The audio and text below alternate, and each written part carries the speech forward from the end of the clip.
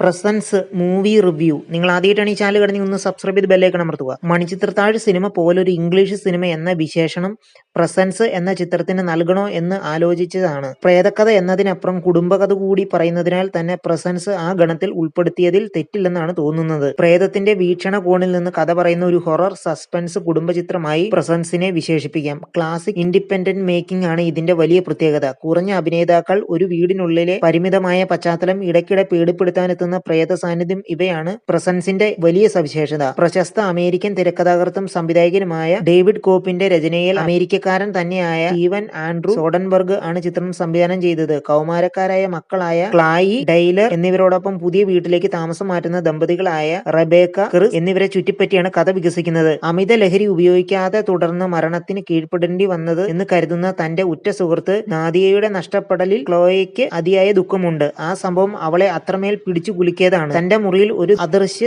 അസ്തിത്വം അവൾ അനുഭവിക്കുന്നുണ്ട്. എന്നാൽ അവൾ അതിനെ ഭയപ്പെടുന്നില്ല. ഈ അസ്തിത്വത്തിന്റെ വീക്ഷണകോണിൽ നിന്ന് കഥ പുരോഗമിക്കുന്നതിനാൽ ആകാംക്ഷയുടെ കാണികൾ ഏറിവരുന്നതായി കാണാം. എടുത്തു പറയേണ്ട മറ്റൊരു വസ്തുത ക്യാമറയും ഒരു കഥാപാത്രമായി സിനിമയിൽ അങ്ങോളം ഇങ്ങോളമുണ്ട് എന്നതാണ്. ഏകപാത്ര സിനിമകളിൽ അഭിനേതാവിന് പുറമെ ക്യാമറയാകും രണ്ടാമത്തെ കഥാപാത്രമായി കൂടെ ഉണ്ടാകുക. അതിന് സമാനമായ അനുഭവം ഈ സിനിമയിൽ ഉടനീളമുണ്ടെന്ന് പറയാം. കുടുംബം പുതിയ വീട്ടിൽ താമസിക്കാൻ തുടങ്ങുമ്പോൾ തന്നെ പിരിമുറുക്കങ്ങളും വർദ്ധിക്കുന്നു. സുഹൃത്തിനെ നഷ്ടപ്പെട്ടെന്ന് കരുതുന്ന ക്ലോയിയുടെ ദുഃഖം പിന്നീട് അശസ്തമായ രൂപങ്ങളായി മാറുകയാണ്. അതേസമയം തനിക്ക് ചുറ്റും വളരുന്ന ഏകാന്തയുമായി മല്ലിടുകയാണ് ടൈലർ. ആ അസ്തിത്വം നിശബ്ദമായി ജാഗ്രതയുള്ളതുമായ ഒരു കാഴ്ചക്കാരനായി പതിയെ മാറ്റുകയാണ്. എന്നാൽ ടൈലറുടെ സുഹൃത്ത് റയാൻ ക്ലോയിയിൽ താല്പര്യവുമായി വരുന്നതോടെ രംഗങ്ങൾ പുതിയ തലത്തിലേക്ക് രൂപാന്തരപ്പെടുന്നു. കൂടാതെ ചില വിചിത്ര സംഭവങ്ങളും നടമാടുന്നു. അതോടൊപ്പം ആ വീട്ടിൽ ഒരു അമാനുഷിക ശക്തിയുടെ സാന്നിധ്യം അംഗീകരിക്കാൻ കുടുംബത്തെ നിർബന്ധിതമാക്കുന്നതോടെ സിനിമ ത്രില്ലർ സ്വഭാവത്തിന്റെ കൂടുതൽ ആഴത്തിലേക്ക് വീണുമറിയുകയാണ്. പിന്നീട് സംഭവിക്കുന്നത് പ്രേക്ഷകനെ മുൾമുനയിലാക്കുന്ന ചില സംഭവ കാര്യങ്ങളാണ്. സിനിമയുടെ ക്ലൈമാക്സ് എടുത്തു പറയേണ്ടതും കൗതുകം ജനിപ്പിക്കുന്നതുമാണ്. എന്നാൽ നിഷ്ക്രിയമായ